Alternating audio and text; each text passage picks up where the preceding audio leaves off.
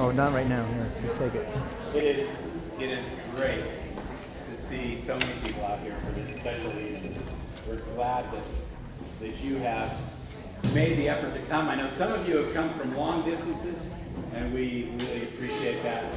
And for those of you who are close by, we appreciate you coming too.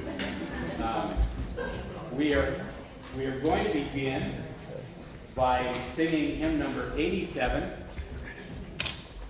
God is Love. And so we have John on the piano, and Alex is going to conduct. And after that, Dean Stonehocker is going to give our opening prayer. Okay, I know you don't know the words, so you can find. So look it up in your phones, and there are some hymn books over there in the corner, but I figure all of you have phones.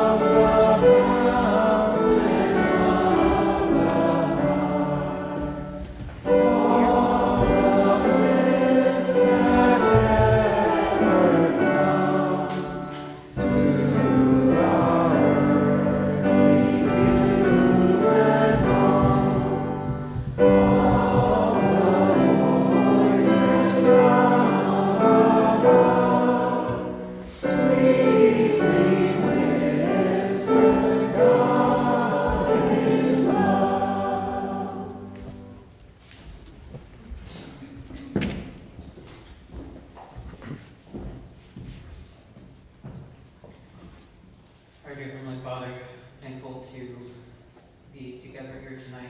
Thankful for thy gospel and for the joy and the guidance that it gives us in our lives. And we ask you to help us as we meet together tonight, that thy Spirit may be here, that we may be taught the things that we need to learn today, that we can find answers that we need, especially the answers needed in dealing with some of the unique and tough challenges that we as a group come together to discuss. We thank thee for thy love and ask thee to be with us. In the name of Jesus Christ, amen. Amen. Thank you, Dean. I'm Jeff Wise.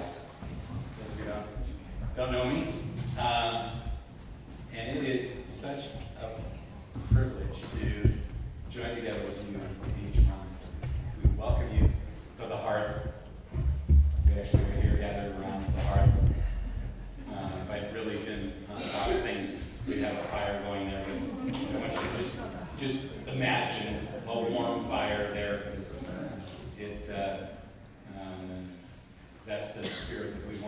feel here. That this is a safe and warm and loving place. We're going to start off with a special musical number. Levi Levitt has brought all of his equipment here. And so we're going to, he explained to me that his acoustic guitar is in Hawaii, and so he brought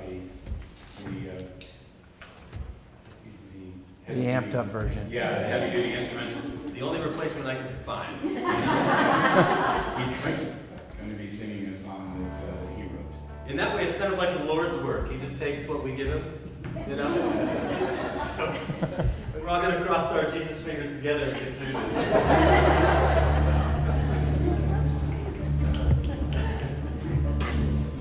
I think there's a rule in like the Mormon chapels that you can't play any instrument that's supposed to be amplified. So it's really nice to play for the harp where we can do that.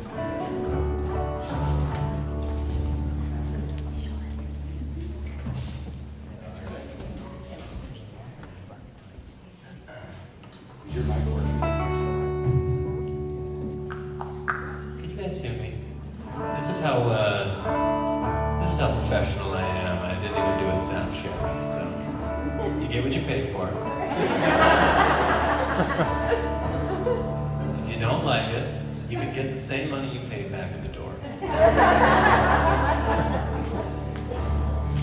It has been a beautiful, blessed Sunday, and my heart is full from meeting with new friends, people I feel like I've known forever, people who see things the way I do. And I am just honored to be able to play music for you, for this cause, because tonight I feel like I'm playing it at the risk of sounding corny, for Jesus. Because that's what we're here to celebrate. We're here to celebrate love, and perfect love, which Christ was the embodiment. So, full disclosure, I don't think I have made it through this song without crying. I've never performed it in front of people. I've only performed, well, the cat. We treat her like a but she isn't. And it's more about the words, and it's poetry to me. It's set to music. And you're not going to be able to soak it in, but I do hope and I pray that you will feel the spirit of truth as I sing. And I didn't know that you would be our speakers tonight when I wrote this song. And I know we're going to be talking about some very delicate things, and I want to share this in that spirit of being delicate with your family. Thank you. You know, most of my friends don't know the stars. Not a word, nor how important they are. These broken bones and bruises sustained, and their heavens, a mystery remains.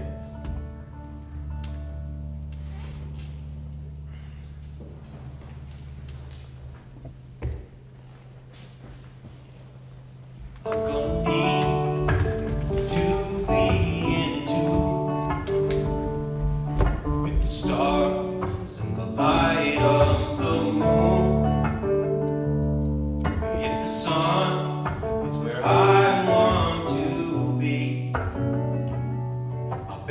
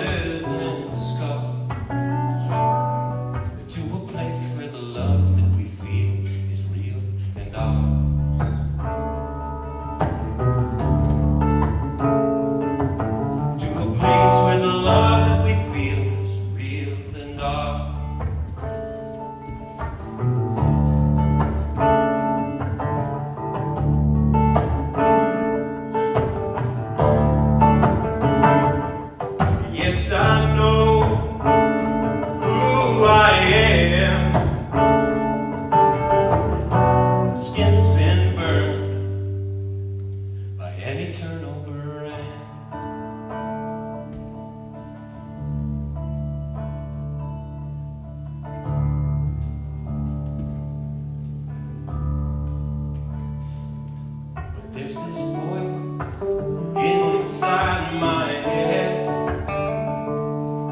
It's hell bent not to let me get to bed. You can scream until your face turns red, but I'll be damned if I'm gonna do what you say.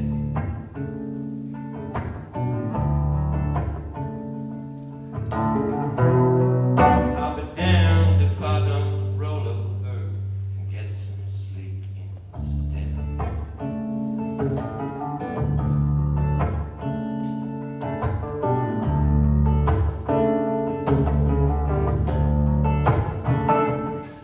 There's a flame, handle and all, and it begins till death do you crawl.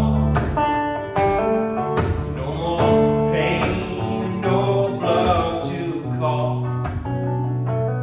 There's no more lies in life at the end of it all.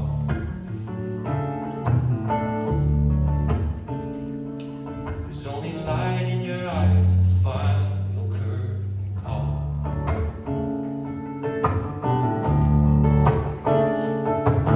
And I know who I am, and I won't go just because you don't understand. Yes, I know the plan. You and my skin is burned by that eternal brand. My soul it burned when I learned and heard the plan.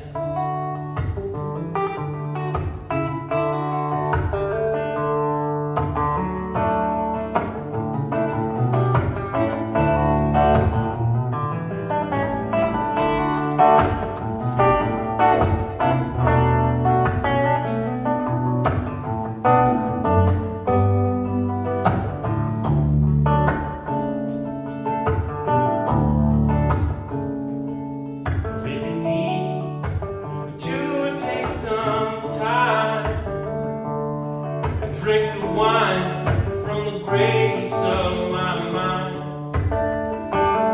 and peel the veil or fail when blind. No better time to unwind the love lost when you crossed the line. What does that even mean? No better time to unwind the love lost when you crossed this line. I'm not finding fault.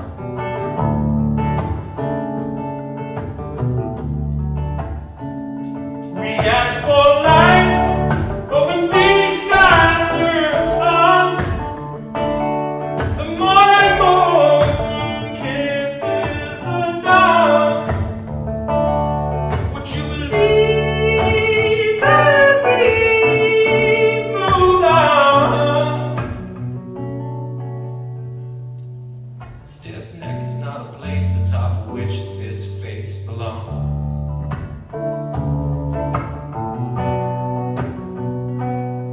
Stiff neck is not a place atop which these faces belong.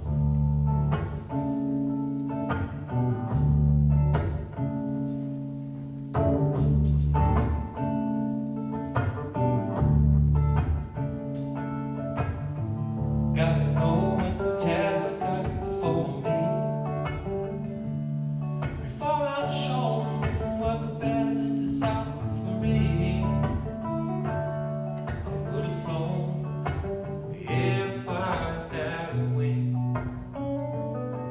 but I guess it's best to learn these things.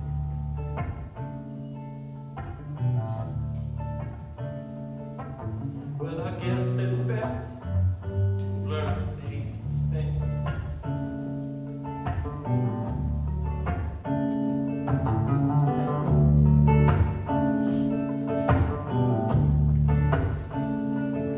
Because I know who I am,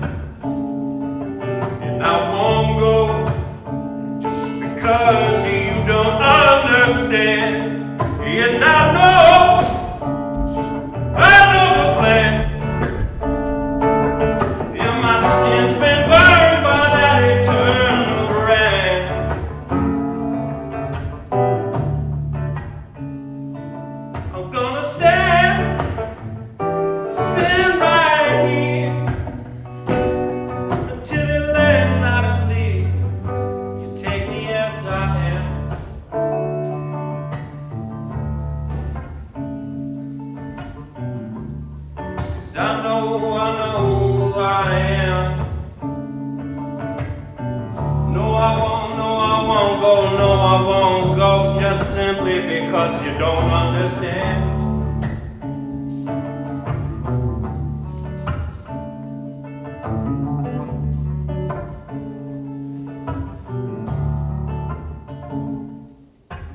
No one needs to change to go to church.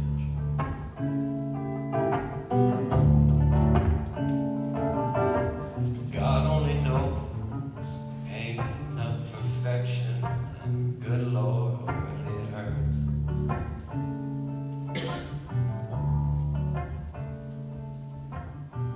No one needs to change to go to church.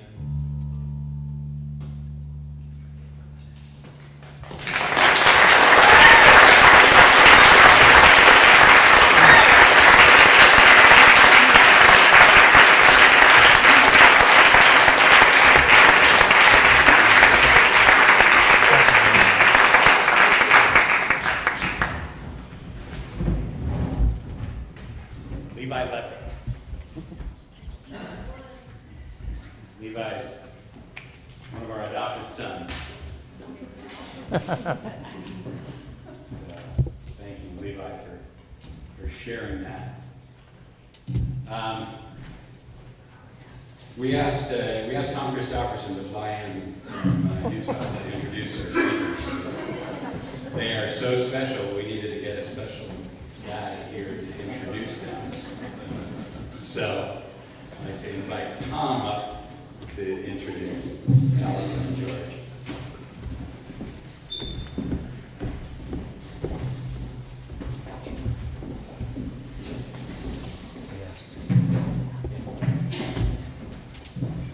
Thank you. It's wonderful to be back with you again, as in the place that John Gustav Rothwell called LGBTQ Zion. When I asked Alyson how I should introduce them this evening, she said I should say they live in North Salt Lake, and then I should sit down. And I'm tempted. But I think you want to know more about my dear friends before you hear from them, and rather than quoting facts about their occupations or board memberships or family size, I want to talk about them as people. George is one of the most thoughtful men I know. I am one of his many friends who have received his kind, encouraging notes and phone calls. He's sensitive to the challenges in the lives of others and quietly steps in to make his part of the world a better place. He is utterly devoted to his wife and delights in her company. He is a rock of stability. And speaking of a rock, he has a body that is the envy of every gay man in Deussen.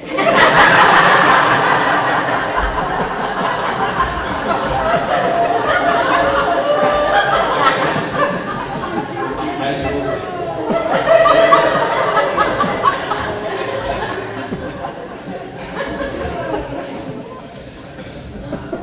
Alyson is hardworking and loyal, a friend to the end. My father used to say that any job worth doing is worth doing well. And I think that could be the title of Alyson's biography. She is a great skier on snow or on water. And we tease her that she is a sporty gal. If you get the code there. But with lipstick. Alyson loves to laugh, especially at her own jokes and stories. And some verses from Proverbs are apt. Strength and honor are her clothing, and she shall rejoice in time to come. Her children rise up and call her blessed. Her husband also, and he praiseth her. I'm reminded of the play and movie Steel Magnolias, when Truvy, the hairdresser, says, "Laughter through tears is my favorite emotion." For my friends Alyson and George, this last year has included a lot of tears. When a much-loved son Stockton left us far too soon. And there's also been laughter, remembering good times and crazy times. The year has also included anger and pain and prayer and kindnesses received and given, and hearts that will never again in this life be quite complete. Alyson and George are people of faith, converted to the gospel and Church of Jesus Christ.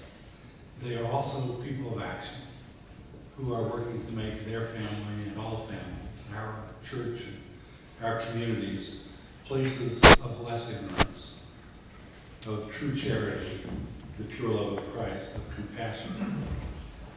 I am grateful to share my dear friends with you this evening.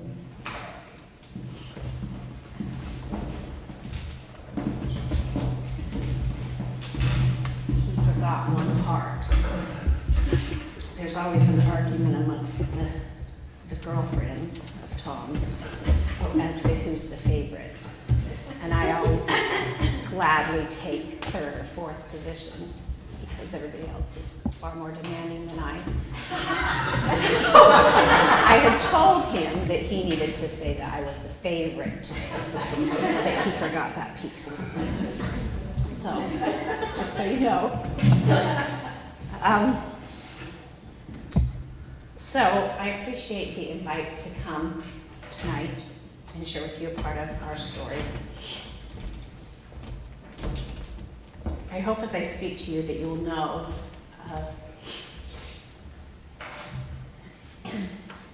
my appreciation for the support that I've had the past 9 months tomorrow.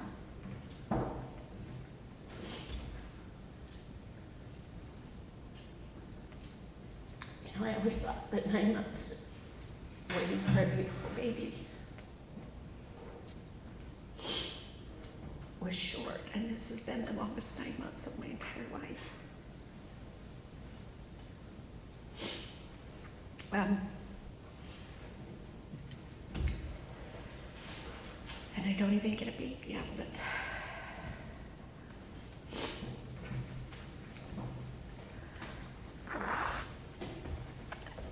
An interesting thing has happened since Stockton has passed away. And I've had a lot of LGBT people reach out to me. And one common theme that comes from that is, would you talk to my parents? And these are people that I don't know. And I don't know their parents. I may be a Facebook friend with them. And I think, what am I going to tell their parents? I would be more apt to use a 2x4 than I would to write a letter.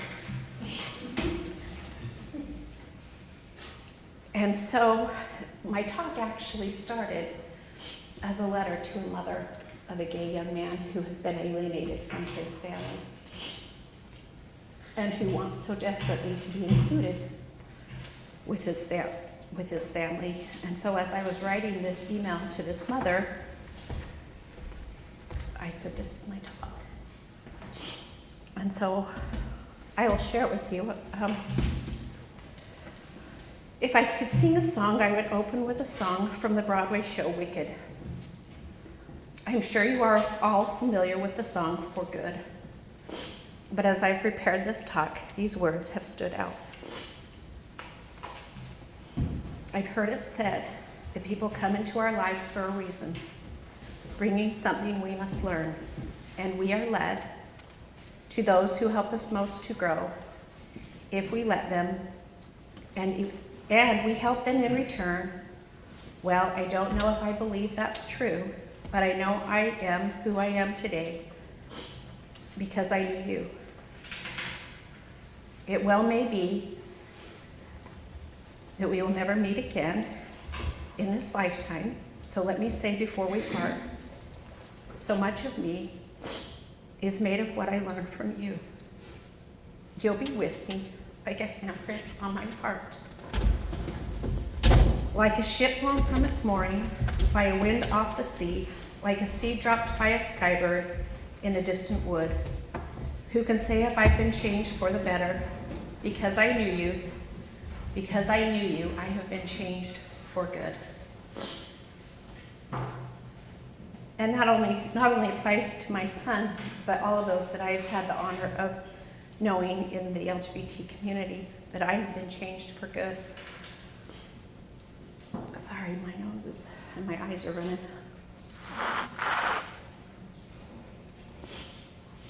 I'd like to share a little bit about my son, and some of you that were at Stockton's funeral, I've taken some pieces out of my funeral talk that I gave. Our son Stockton was a long-awaited gift in our home. He was adopted and was adored by us and his 2 doting older sisters. He was always a light in the home and with lots of love and character. For as long as I can remember, he was a hugger and loved to give kisses.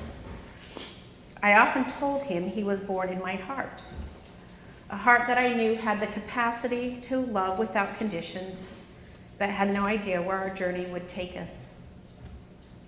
Little did I know that this beautiful baby boy was about to stretch my heart in ways I didn't think were possible.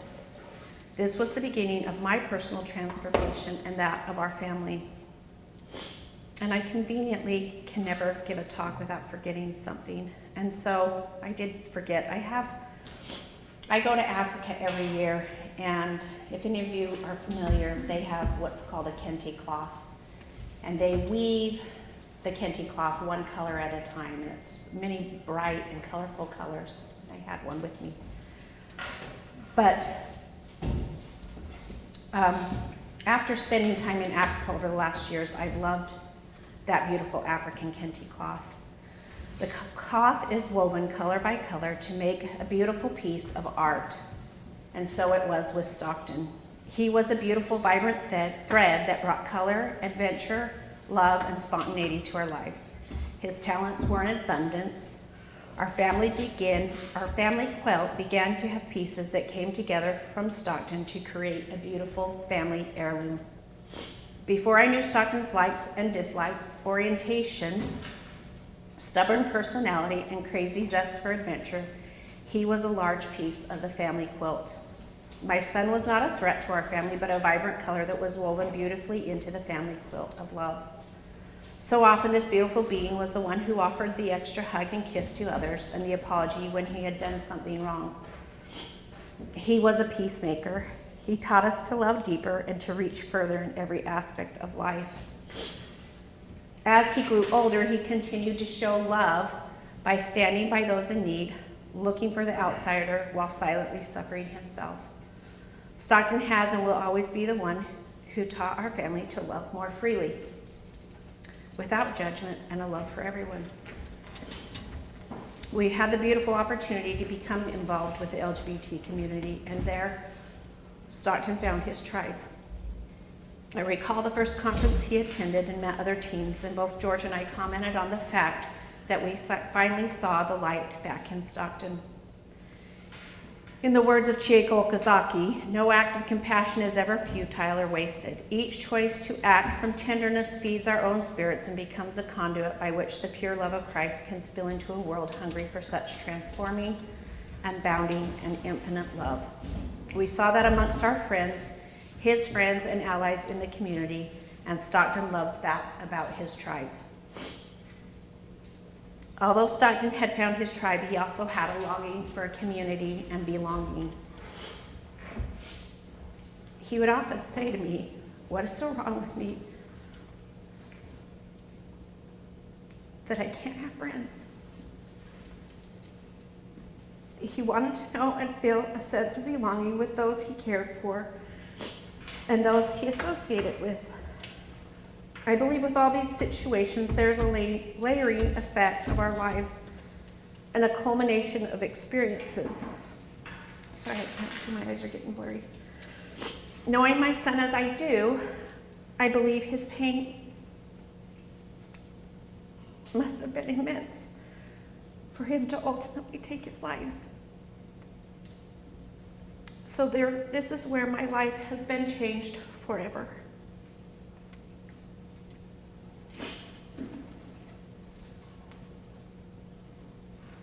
It's been difficult for our family to be without our son, and the heartbreak we experience has been life-altering. As I mentioned, I believe there's a layering effect with my son's death, but do know that my son did not feel loved by his peers, by his community, or within the walls of the church. He also did not feel a constant pull welcoming him in. It seemed we had forgotten the one while serving the 90 and 9. I hope to honor my son by helping bridge that gap that often occurs between LDS members and their LGBT brothers and sisters. Excuse me for a sec.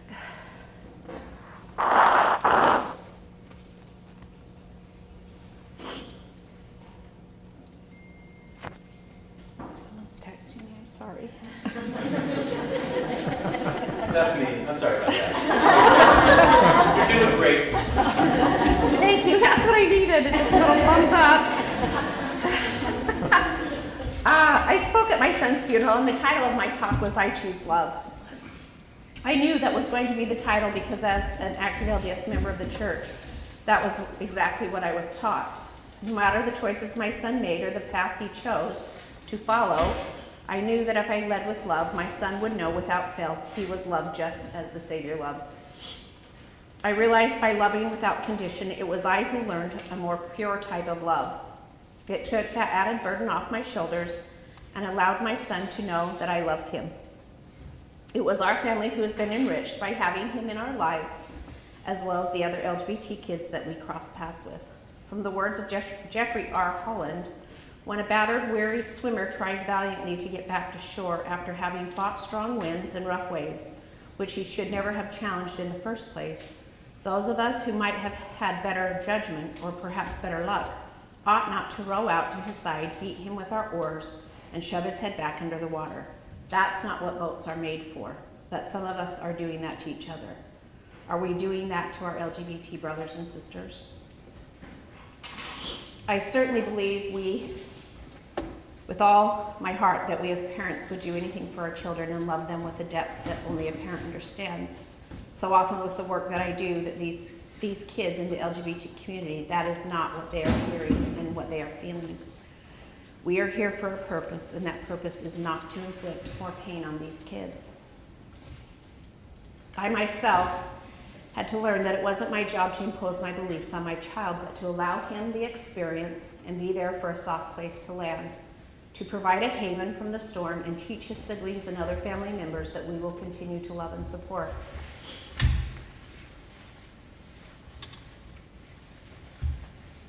Oh, how thankful I am that my son lived this life, knowing he was loved just the way he was.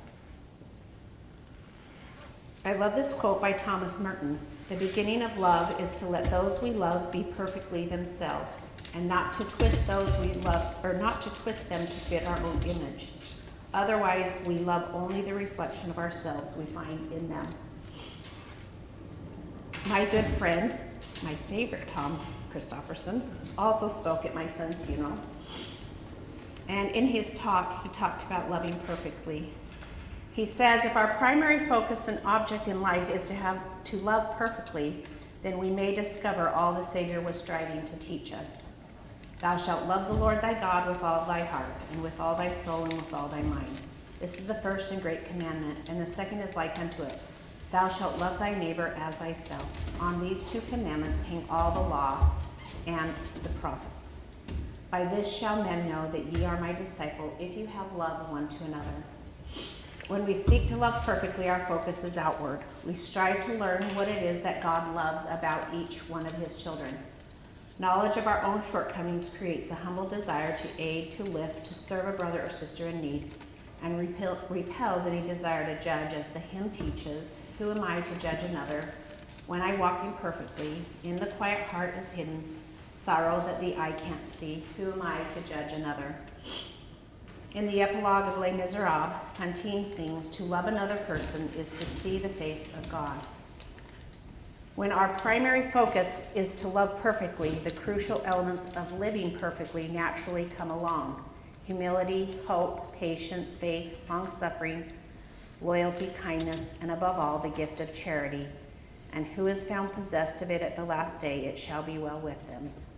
He who judges perfectly takes into account not only our actions, but our circumstances, the biology of our bodies, and the chemistry of our consciousness, as well as the desires of our hearts. We cannot know in this life of another what it means to fight a good fight, to finish the course, to keep the faith. I thank Tom for reminding me again and again how I need to be as a mother, a friend, a wife, a sister, and a church member. President Uchtdorf in his April 2016 talked about in praise of those who save. He talks about saving our families. He says every family needs saving. We may share the same gene pool, but we are not the same. We have unique spirits. We are influenced in different ways by our experiences, and each of us ends up different as a result. Rather than attempting to force everyone into a mold of our own making, we can choose to celebrate these differences and appreciate them for adding richness and constant surprises to our lives, which my son was really good at. He ends with, whatever problems your family is facing, whatever you must do to solve them, the beginning and the end of the solution is charity, the pure love of Christ. Without this, even seemingly perfect families struggle. With it, even families with great challenges succeed. Charity never faileth. Stockton wanted to help save those whom he loved, but ultimately was not able to find a way to battle the struggles he had and save himself. I feel strongly this is where we come in as parents, allies, friends, and church members. I, for one, know that I can show more compassion for those cast on the side of the road whom the Levite and priest passed by. I can share our covenant to bear one another's burdens, to mourn with those who mourn and comfort those who stand in need of comfort. It is my goal to express more love for and to my LGBT brothers and sisters. As was spoken so well by a friend of mine, Shauna Swartzen, in a Facebook post, she said, "Don't pretend they are not in your wards, stakes, and families. They are there and need your love. We also need their love. Ask them about their experiences and feelings. These are real people with real lives and feelings. Remember, there are real LGBT members in your ward, at church, in the closet, or out. They and their loved ones are there and need you to change how you talk about them and to them. We simply need to simply learn to love more generously." In the words of Brene Brown, when you practice empathy and compassion with someone, there's not less of these qualities to go around. There's more. Love is the last thing that we need to ration in this world. So I think when Jeff shared that we were speaking, he asked us to title our talk, and it was, "I Choose Love," based off of the talk that I gave at Stockton's funeral. And it was talking about learning to love without boundaries and living with loss. And I kind of thought, well, that's kind of a downer to leave them where I'm at. And it was my fault because I picked the title. So I apologize. Maybe George can do a song and dance at the end, because this is where I'm at, and this is real, and this is my life, and I'm living with loss.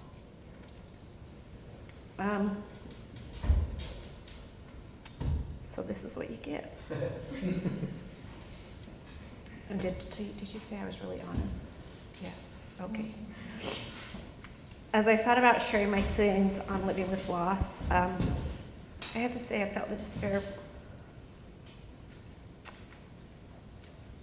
of wanting to be with my child.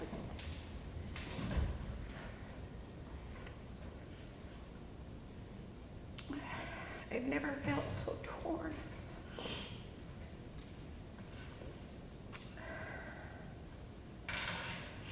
Between two places. My daughter's looking at me like, what am I? But it's the, I can't describe it other than there's a piece of my heart that's gone. I've come to know intimately what a panic attack is, what anxiety feels like, and what it's like not to sleep. The reverse of that is I felt like I know what it's like to love and be loved deeper. I'm thankful for my husband and his constant companionship and steady hand. My daughters who have steadied me through my grief and love this new version of Mom.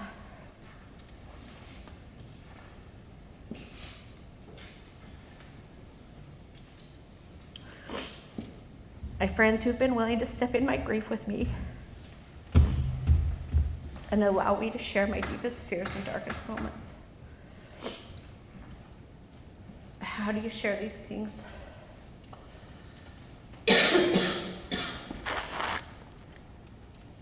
Without leaving it turning into a positive, I guess. It's hard for me to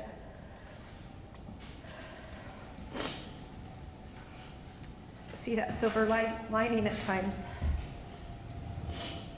It's interesting to see what the worst trial of your life will do to your perspective.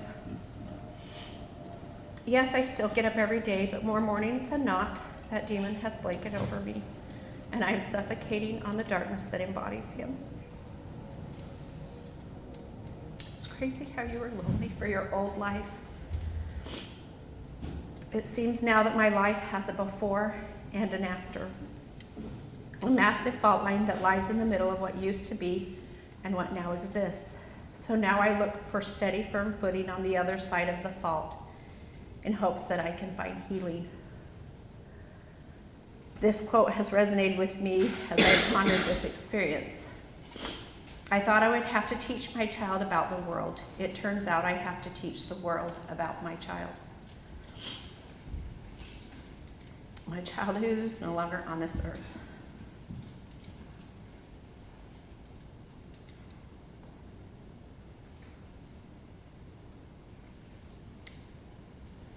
And it seems so simple.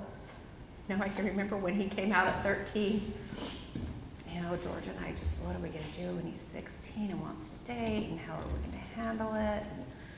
And, that's just, too much to think, and all of these things rolling around in our head. And, it changes the whole perfect little family picture that you have in your mind.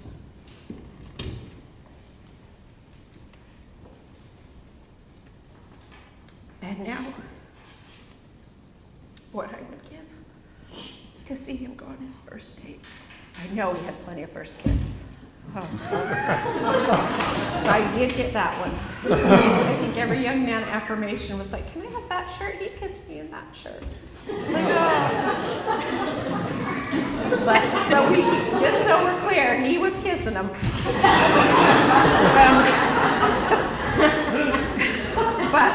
So I did get that one. It was just, I felt bad for all the kids that got the first, and I was like, yeah, I think he kissed a few others.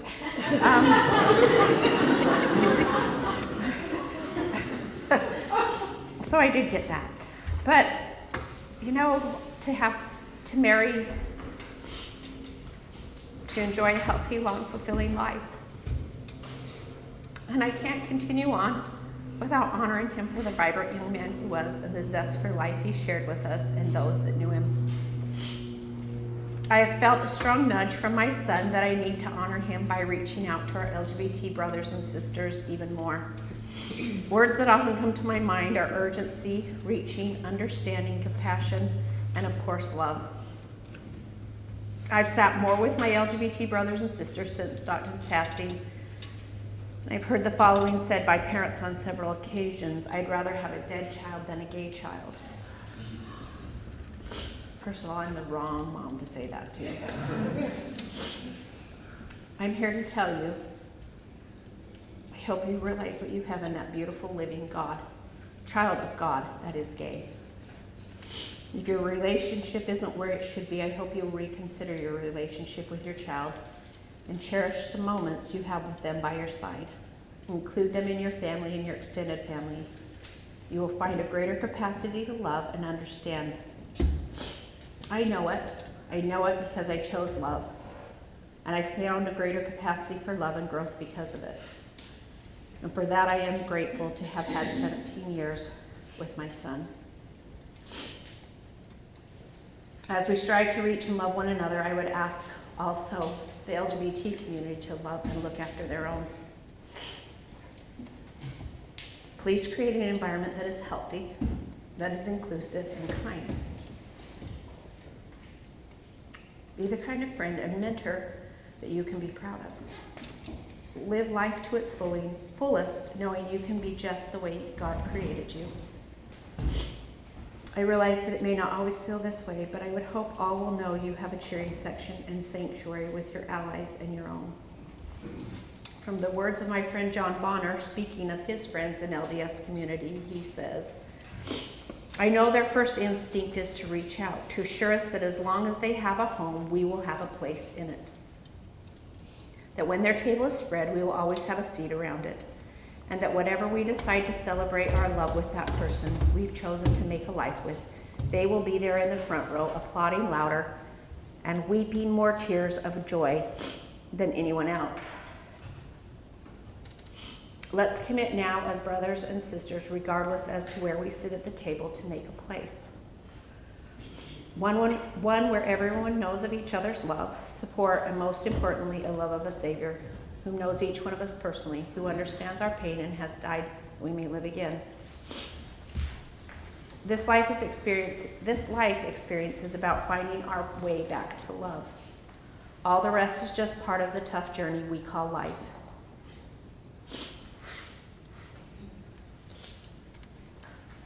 Thank you, Stockton, for being my teacher.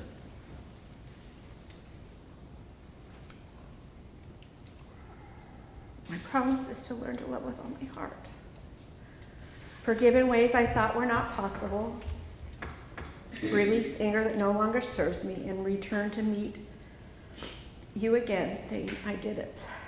I lived for you. I honor your memory by finding joy again.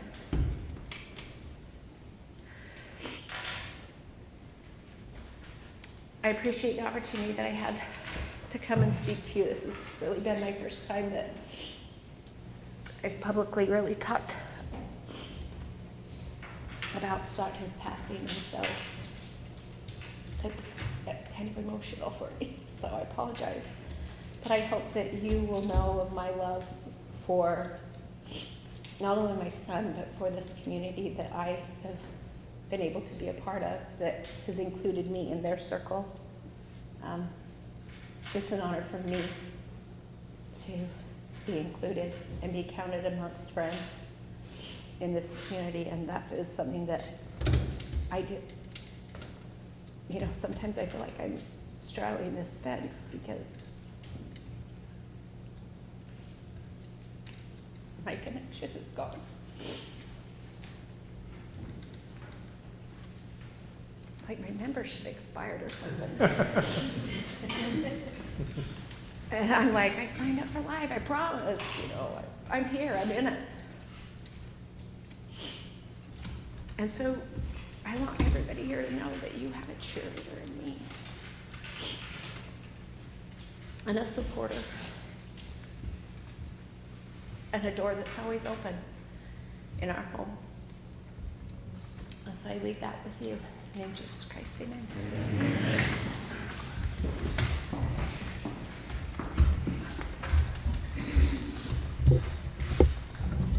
I would much rather listen to her than myself. After Tom's comments, mine are completely uncensored. And since my wife hasn't reviewed these words, you're all in a lot of trouble. It is an honor to be here today. Certainly an emotional one. I'm going to keep these right here.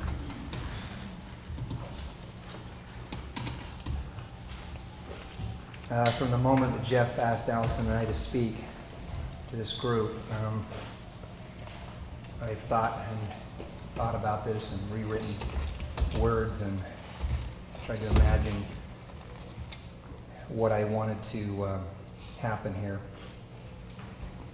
And so I hope that what I share with you today does several things. Most importantly, and above anything else, that you feel love just as you are.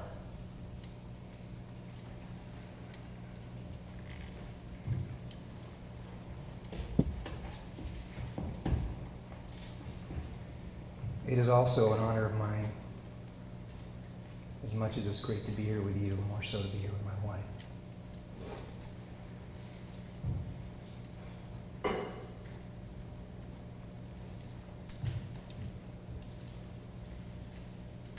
She really is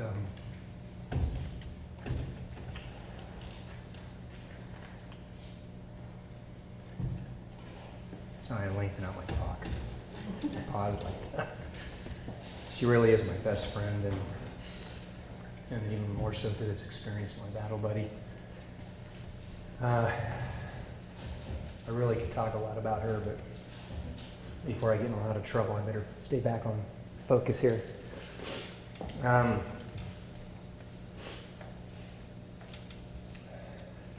Even though Alyson and I are speaking here separately in our own talks and comments, we are heavily influenced by her, and so a lot of my words come from things that I observed, and even equally to some degree affected by the LGBT community. It means a great deal for Alyson and I to be here to share this message that's deeply personal and important to us. I hope that the Spirit is here in attendance and in abundance. I want each of you to feel the deep and abiding love of God, our eternal Father, and His Son, who loved us all so much that He laid down His life for each of us, for each of our sufferings, doubts, fears, feelings of rejection, abandonment, and our infirmities. So I ask that they attend this moment, this time together. I hope that my precious son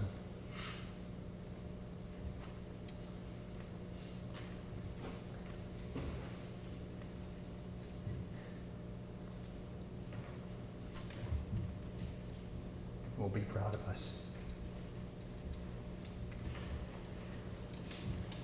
and that he'll accept this.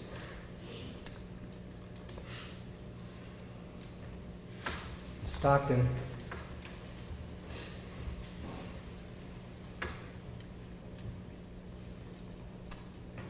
If you can hear me.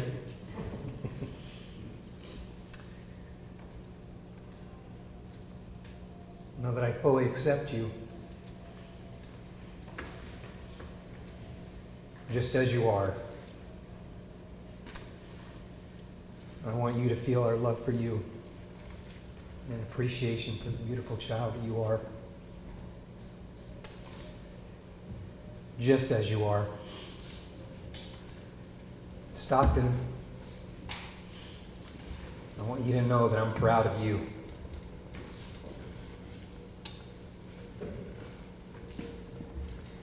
I'm certain Stockton is here, and I'm grateful for that.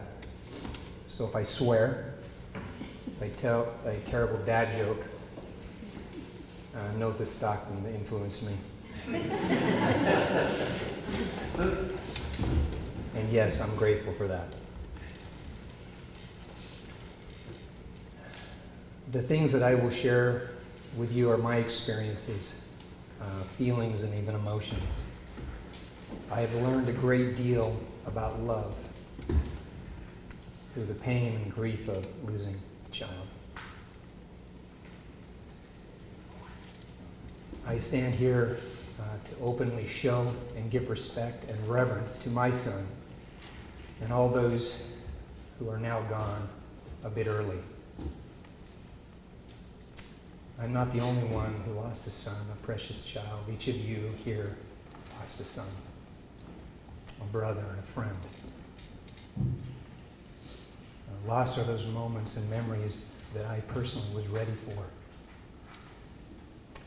Gone for a time is his laugh and his smile that could light me up in the room we were in together. Lost are his dad jokes, which are much better than mine. Just as my child is yours, yours are mine.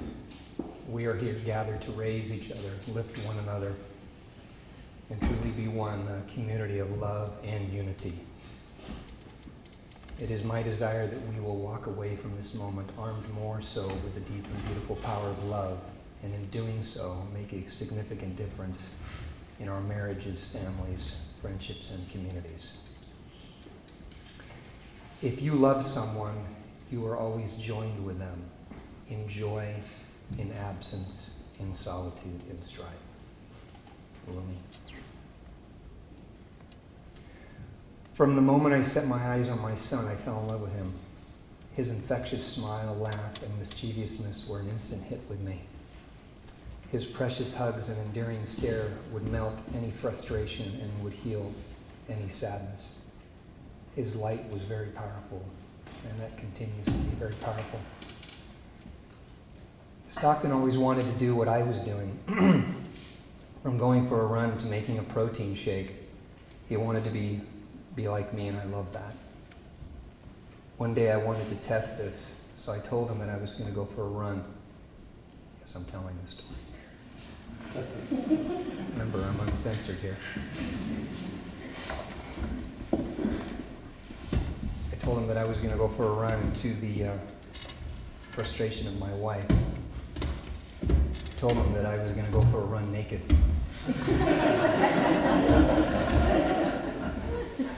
And he looked at me several times, making sure that that was really what was going to happen. You have to tell him that he was 3, not 17. Yeah. That would probably be appropriate. Did you hear that? He was 3. So after checking with me several times, went back into his room and came out to the top of the stairs. Yes, naked. And yes, I got in a lot of trouble for that.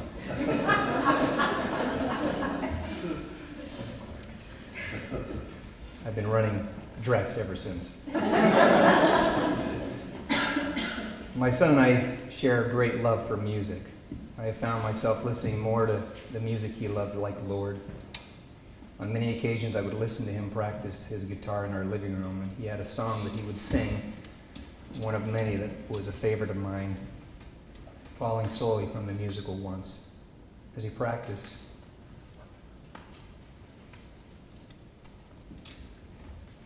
I would stop him and ask him to play it. He would always oblige me each and every time.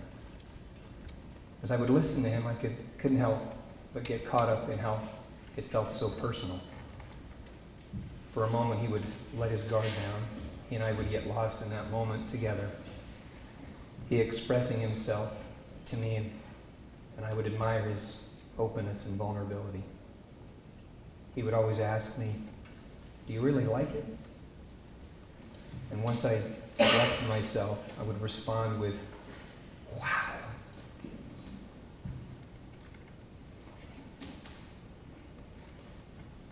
He would always smile and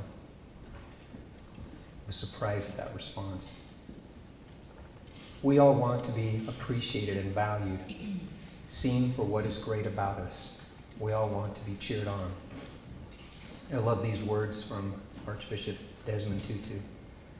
There is no situation that is not transformable. There is no person who is hopeless. There is no set of circumstances that cannot be turned about by human beings and their natural capacity for love of the deepest sort.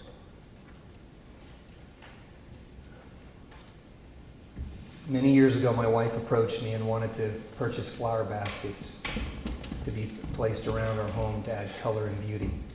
I was at first a bit resistant when she told me the cost, but as usual in our home, I relented and quickly appreciated them for many reasons. It became my responsibility to care for these flowers and ensure that they received the water that they needed. One day my wife asked that I remember to water the edges of the baskets. She said, "George, please remember to water the edges of these baskets. If you don't, the flowers will die." Little did I know how profound her comments would affect me after Stockton passed.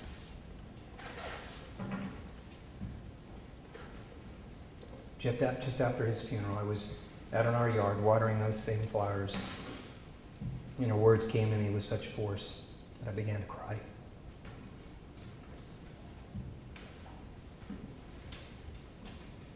Those precious flowers on the edge of the flower basket were my son, as well as the LGBT community, put on those edges, marginalized and abandoned. As I composed myself and took a deep breath, I thought more about the significance of those flower baskets. They're beautiful, all of them, every part of them. Each basket was filled with so many colors, all adding to the beauty of the whole. I began to think how often we believe, myself included at times, that others must change to be more like us. I thought how drab the flower basket would be if all the flowers were green or the same color, having no variation or difference. Just like my flower baskets, we all need the water and nourishment, love, kindness, and appreciation of our divine design. And just as my flower baskets, there are great beauty and benefits in differences. We are created with differences for a grand and divine purpose. He created us with identities after his holy image. And I'm a firm believer that our Father in heaven does not make mistakes. Love is something that we are all born with. We come from the most loving beings, our heavenly parents, our elder brother, Jesus Christ, who gave us the most perfect example of love in his atoning sacrifice. Love is also a choice. We have been blessed with the agency to choose. One of the greatest things that I've ever heard is this, and he commanded them that there should be no contention one with another, but that they should look forward with one eye, having one faith and one baptism, having their hearts knit together in unity and love one towards another. Father gave us many commandments, but there being no coincidence when he made the first two commandments and their focus, the importance of love. My friends, I choose love. I choose to love you with your strengths and your weaknesses, with your good and your bad and all that might be, whether you be black or white, gay or straight. I love that I can look at you and that I don't need to separate you with labels. We are all children of our deeply loving, caring heavenly parents. They see, value, and love us equally. Through love, all pain will turn to medicine. Discussing the loss of my son is a challenging subject matter. Men don't normally talk about the things that hurt them. The grief I have felt is difficult to express, as I'm often left wondering how, what, and where I could have been to bring some peace to my son that he might want to remain with us. As a father, I have felt great need to not only deeply love my child and all of my children, but to also protect them. The grief I feel includes the struggle of wondering why I needed to protect my son from people that should have treated him differently. I also feel the loss of a community that I thought was and would be so much different in this moment, the one that was going to bear my burdens with me. As much as this is incredibly difficult, I have gained an understanding of what my son felt as I learned through this how vital the community can and needs to be.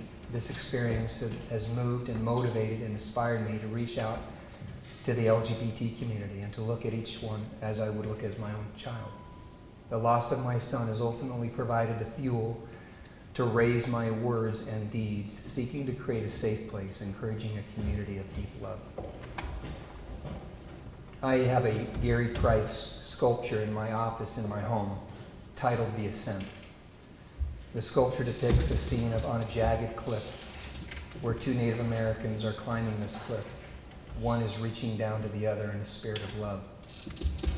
The Indian poet Howard Rainier penned these words in association with the sculpture, and it is titled The Ascent. Grab hold and take this hand that reaches out to you. Look up. Into my eyes, my spirit cries out to you. Friendship is my thought. Let us climb the jagged cliffs of life and fight the ascent of opposition together. If I can lift you today, you will look back and grab the hands of 1,000 more. That is the way the Great Spirit would have it.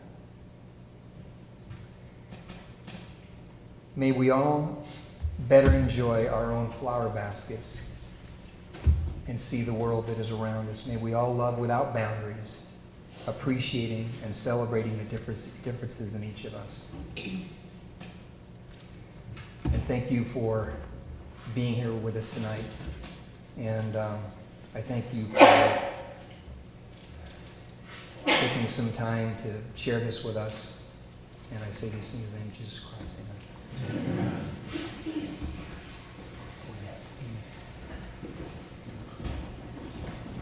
That's the only time she obeyed me in like 2 weeks. So we're supposed to be up here to answer questions. Or not. Or, There's one. yes.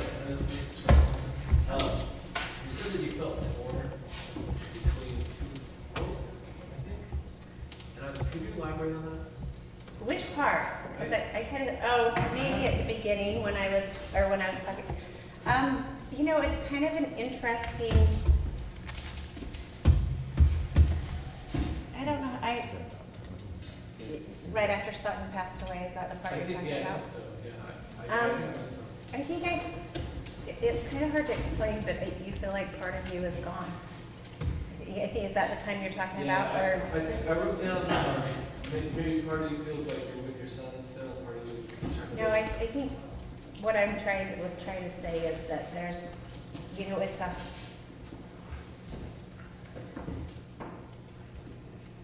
I don't know.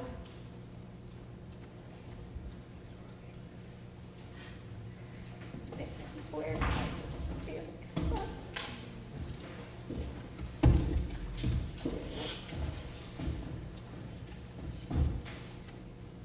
Can I answer your question? Yeah,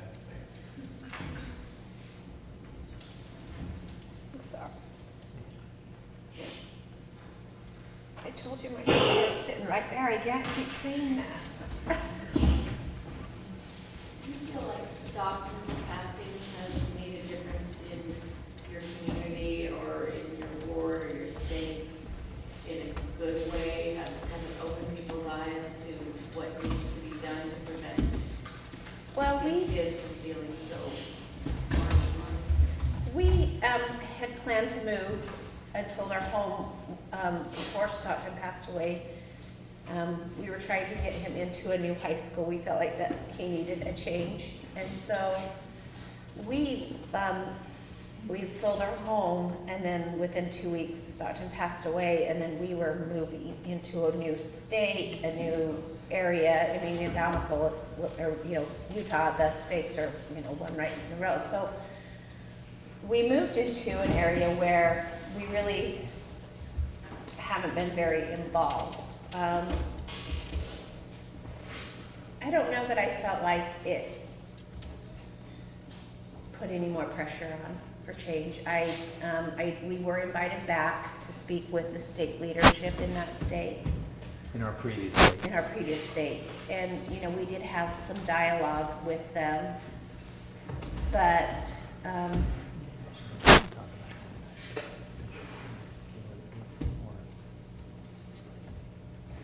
they were? You can tell. Okay, I guess it's my turn. We did have some experiences with our new ward and new Yeah, ward new specifically that were a lot more open. We had some pretty significant challenges in our previous ward and state, so it was a pretty stark difference in being open to talk about it and those types of things. But I also feel like they also aren't going to come in and challenge a grieving mother, because I kind of gave them the what for from the beginning. So in a way, I feel like they kind of just took it and were like, okay, great, because what are they going to do, challenge me when I'm in that vulnerable position? So some of it I felt like was a little just kind of patronizing, but I do have to say I've had some really good conversations my bishop now has a gay brother-in-law, so he's been a lot more open to discussion and understanding. We have a gay couple in our ward boundaries where we live now that they're very inclusive of in the ward, in the neighborhood. They don't participate in church, but in the neighborhood as a whole, they're very inclusive of this couple. And we'll wait and see when my rainbow flag goes up in June, how much they love me.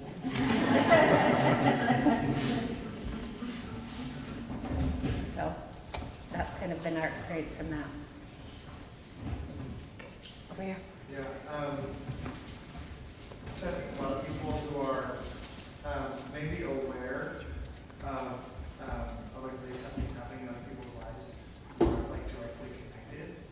A lot of them we feel like we would love to know what to do or what to say or like how to reach out or like how to help, or we're just like lost. We're like, I have no idea what I can do for these people. I'm curious if like in your experience, is there anything that you would suggest doing? If we like know of someone who we distantly know who is suffering. Who's lost a child, or would you say, or just suffering like in the community, or? Yeah, I mean, specifically for someone who's lost a child or lost a family member or a friend, what can we do? Like, what's the right thing to do? What's helpful, what's not helpful? For me, it's been acknowledging it, that it's real, that that's, just a friendly, hey, I'm thinking about you today.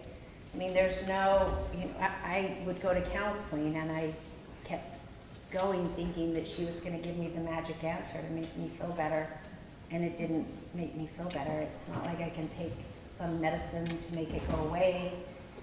And so really just knowing that someone thinks about you and knows that, the 27th of every month is another month. As my daughter puts it, closer to seeing him again. But it's also, 9:30 a.m. on a Monday morning is, you can just, it's like you can feel your heart just drop. And it's not even like, you'll all say, well, what is wrong with me? And you'll look at the clock and you'll go, oh, that's what's wrong with me. And so, just those kinds of things that, I had this discussion with my brother. I'm like, you don't even call me. And, he's like, well, I don't want to remind you. It's been 9 months. And I'm like, do you really think I don't know? So for me, it's, recognizing that, I know this must be hard, but, I'm cheering you on, or, I'll grab a drink, or something, like that. I mean, I've gotten some of the, just from complete strangers, some of the kindest just notes via Facebook or other, forms of social media that have just been, hey, you don't know me, but. So those are things that I appreciate. Yours might be different. I quite honestly, I've had guys come to me or people come to me and go, what am I supposed to say to you? And I go, I don't even know what to say. So I think that somebody saying, hey, I don't know what to say, but I wish I could do something, and that simply is pretty powerful.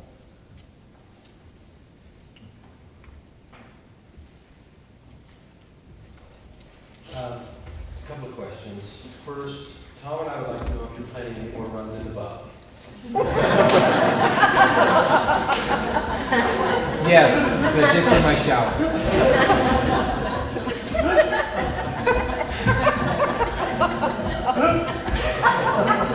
By the way, Stockton would have loved your song. His wife isn't here to control him, that's the problem. I know that feeling well. I'm a lone man in the Park of Menlo.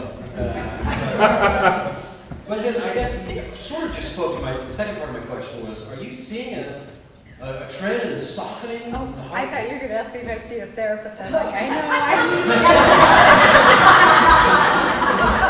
Seriously, I'm like, I know, there is something wrong. Like 6 people you should talk to.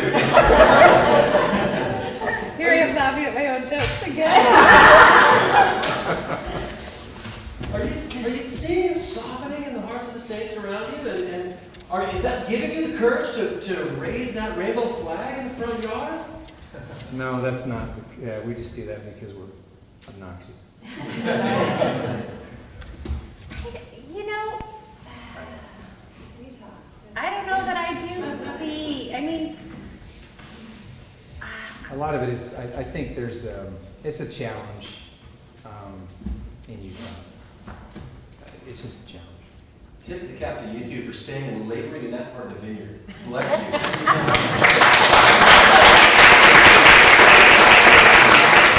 you didn't hear me say that a 2x4 would be much.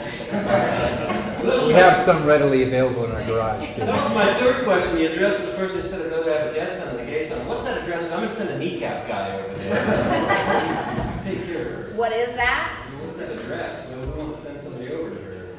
I know a few.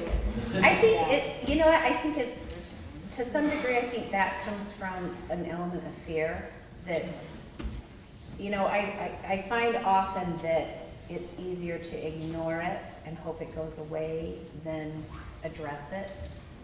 And so if you just kind of shove it to the side and pretend it doesn't exist, then you don't have to address it. Well, it's so far stupid.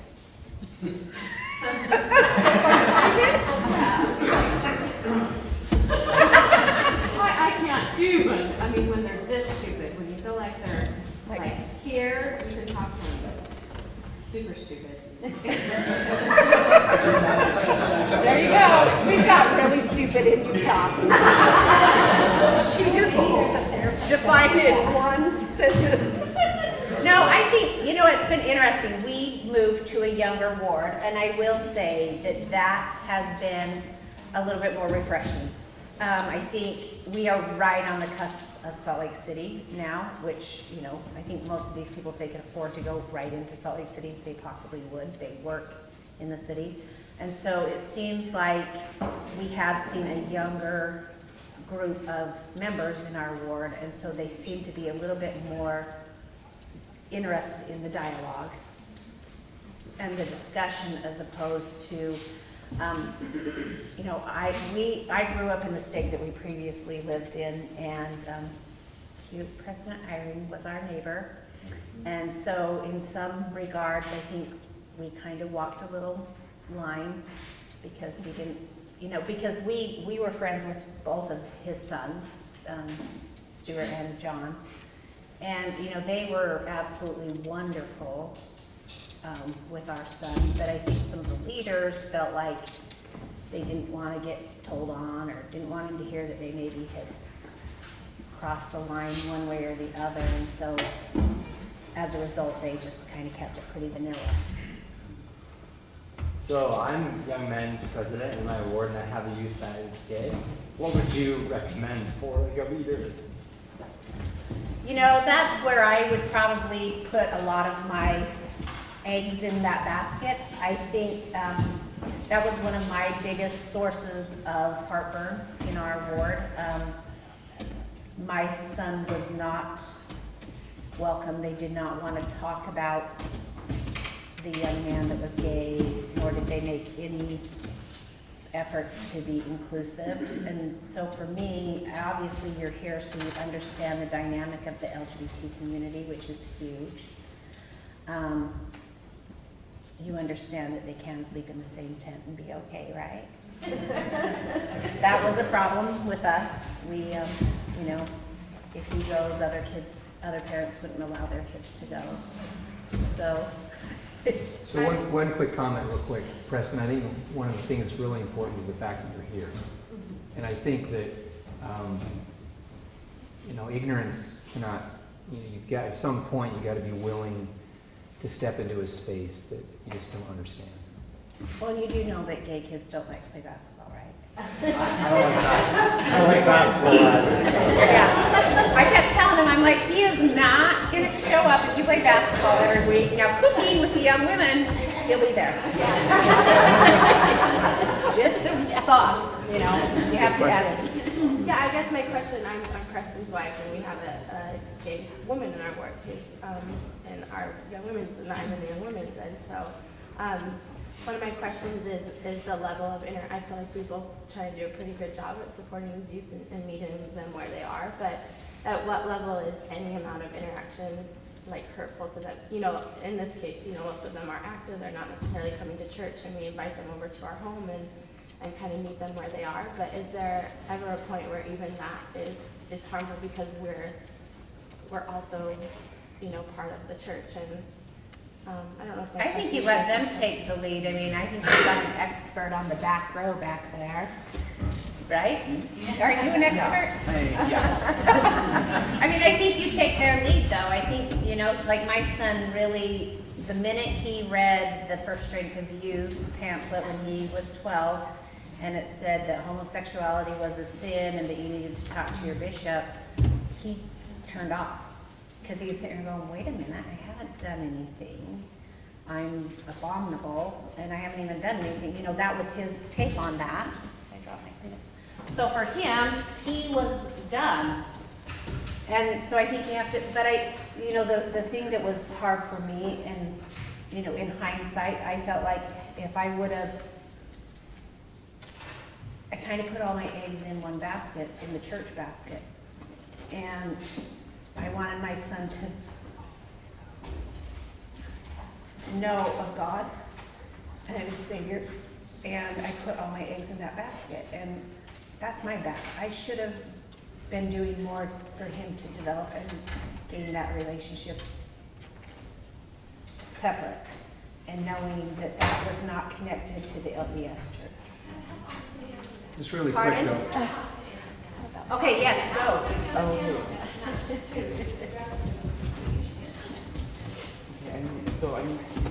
Talk really loud, bud. So, I think that for a leader, what's really helpful is what you said, of meeting them where they are and then I'm gonna take the role. Because for me, I have decided for myself, I'm not doing it anymore. And for the leaders, I've let them know, like, I'm not interested in participating in the activities. So I appreciated that they invited me to participate, but I also appreciate their respect of letting me choose what I want. So. But as the mom, there's that one thing that, the coolest thing happened just like 2 weeks ago. His Sunday school teacher so often is inactive, he doesn't go to church. And he had hit it off, he didn't even realize I was a Sunday school teacher, just at one of the ward activities. And they both share a love of art museums, and her family doesn't want to go. And so they talked about they should go sometime. And she made a point of following up, not just making that offer. And I actually caught her as an aside at church a few weeks ago and said, Austin's really excited to go. I just want to make sure that this isn't coming from a place. I know it turns out you're a Sunday school teacher and he never comes, ever. I just want to make sure that's coming from a place you're not trying to actually get him to come to church, because that's not feeling like where he's at and like that safe place for him right now. And that didn't matter at all to her. As a matter of fact, it turns out she shared with me that day, and I said I wanted her to know that he's gay. You know, it's just for me as a mom, that's clear. And she didn't even miss a beat. She said, oh, that's nothing to me. I have a transgender brother, which I'm not sure very many people in the ward even know. And she followed up, and they had the best day trip together at the museum. And there was nothing about that's contingent on Austin didn't feel like this is just to get you to come to church. This was genuine. Yeah, it's a genuine connection with them. I mean, I used to say, my son swam, he played the guitar, and I used to say, you know, just invite him to come and show him how to do flip turns in the pool. Or, you know, make connections that aren't necessarily, they don't have to be church related. To your point, his young man comes and bakes with me on Saturdays. So. He comes and bakes with you. Oh, stop. Yeah, Totally so love that too. He loves to bake. It's not about like backpacks. It's just wanting to make sure Right. that, like, both of us as leaders that we're doing. Well, and I are more think, you know, and comfortable. encouraging the other youth to be inclusive and understanding, that was the one thing that, you know, our young men would say to stuff, and I can't associate with you because you're gay. And, you know. That's not everywhere in Utah. That's not. But I'm not telling you my experience. And in our experience, it was that. And so for him, it was very difficult for him to feel a sense of community But yeah, that was our experience for sure. Okay, I was going to be sarcastic and I'm answering your question, and I was going to say, tell him to run from the church. Okay, the only reason I was trying to do that, I have a gay son, and I've never seen him now happier since he left it, only because there's no policy that destroys our LGBT kids. And this is what we need to understand. Sometimes we try to help our children, but the church can do a lot of damage unless the church changes to make it right for them. So what I noticed for my son, there's no way I would want him to be in the church right now unless they change, because he would go to church every Sunday and he would have anxiety, he would have panic attacks. So for him that was toxic. So this is where we have to be very careful, because even when I've gone to church, I watch certain kids and I think this kid is gay, and I watch the anxiety that this poor kid has with the parents. So I think we can do a lot of damage. So I think what we're trying to do now, we have this hope that the church will change and have a place for our kids. But right now they don't. They don't right now. So we have to be very, very careful, because we can give them false hope. And just to be clear, my son was not attending from about 13 and a half on. He was no longer participating. But I still, as a parent, and hearing you say so, but as a parent, I felt like that there was more connectors that could have been made that were non-religious, overbearing with the religious part. That just genuinely said love. I used to tell them all the time, I used to say, my son is going to leave at 18 years old with one of two tastes in his mouth. And it's going to be that, those leaders, they loved me, they cared about me, and they wanted me to be a part of them. I chose not to, but I knew that they genuinely wanted me to be a part, or he is going to look at it and never look back. And that's where he was. He was never looking back. We're going to take one more question. Yep, I got like 3. Okay, well. Okay, we'll do these 3 real quick. Okay. Kimberly, go.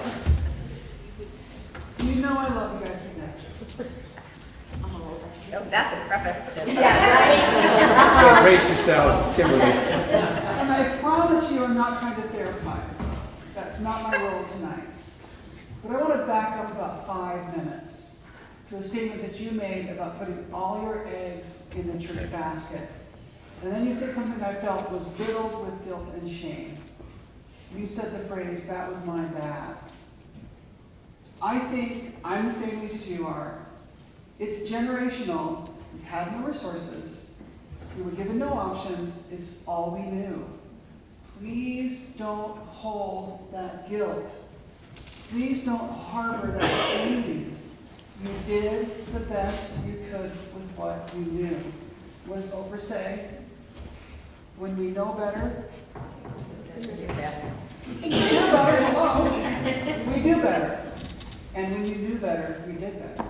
So please, from the bottom of my heart, as a parent, as a member of the community, please don't harbor that guilt. Well, now he's got a long time.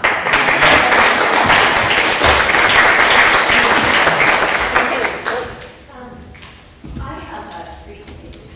Well, I guess there's more. 23, 19, and 16-year-old children, almost 17. And they're all have dear friends who are gay and lesbian. I'm a convert at 19 to 2 birth in the world, wonderful rainbow from my mother.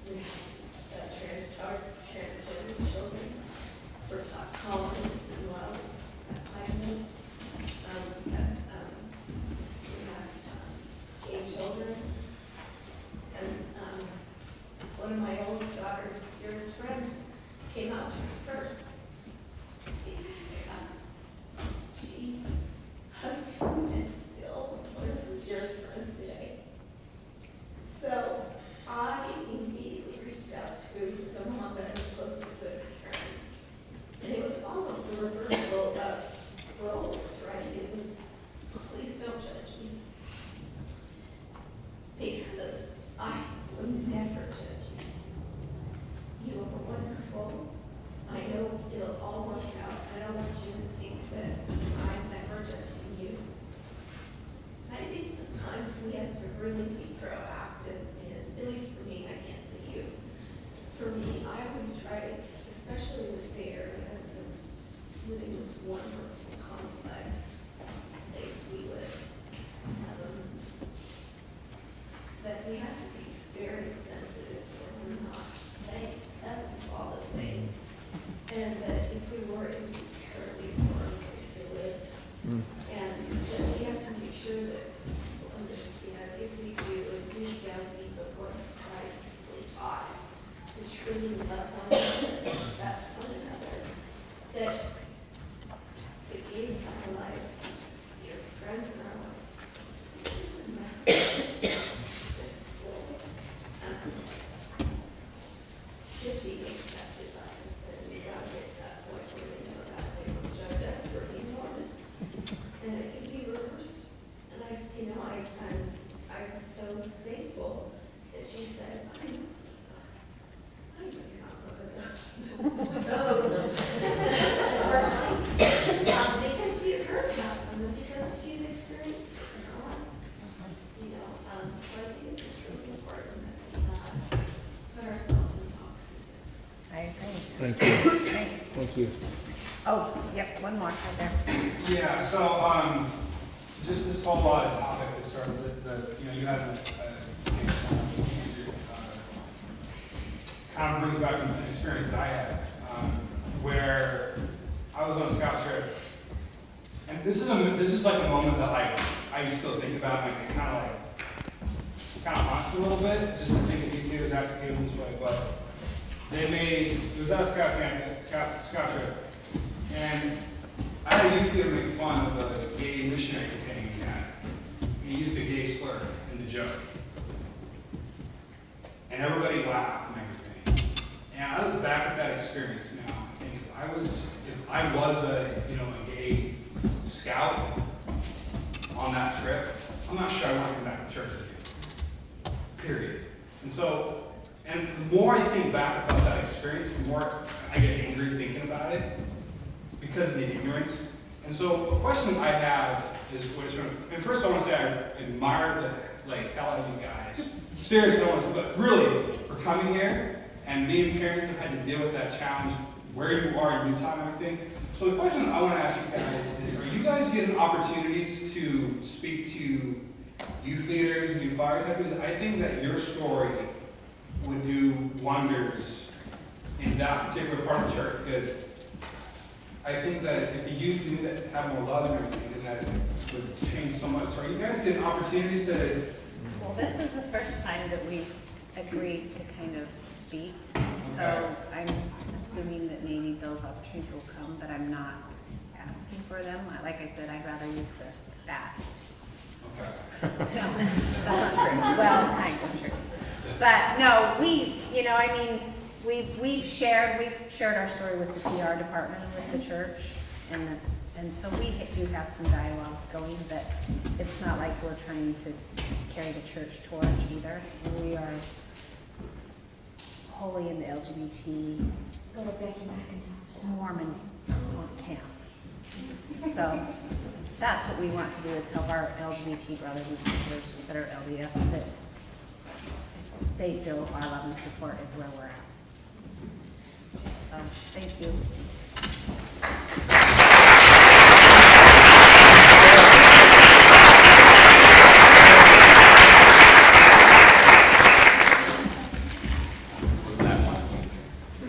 Just thank you for your questions, your comments, for the spirit that was here.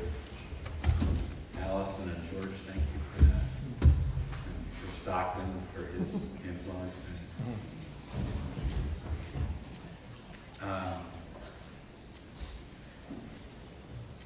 What we're going to do is we're going to close with a prayer. I'd like to ask one of the Asper sisters to say the prayer. You guys can decide who it is. I think the tall one would be good.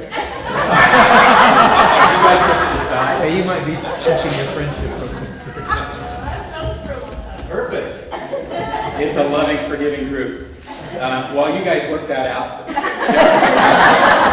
there are refreshments. There are refreshments over here. We encourage you to stay and mingle and get to know each other and to share hugs and love with one another. Something I forgot to mention at the beginning that might now be an issue for some of you. The restrooms are at either end of the stage. So if that comes up, it's over there. All right, we're going to have a closing prayer. It's been delegated. All right. Next time. Our Father in heaven, we're grateful for this beautiful day, and we're so thankful for the Savior and His example in our lives. We're grateful for His atoning sacrifice and the knowledge that He loves us and knows each of us by name. We're thankful that we could be here this evening and hear George and Alyson speak in a very personal way about their son and their experience with him in the church. We ask you to help us to do better as a church community, to inspire others to do better, to be those who will take on the mantle of leadership and making a change in the church in this area. We're so grateful to have each other, grateful to learn from each other. We're so grateful to have the Savior's example in our life. And we say this in the name of Jesus Christ. Amen. One last thing is that the next heart will be on April 30th.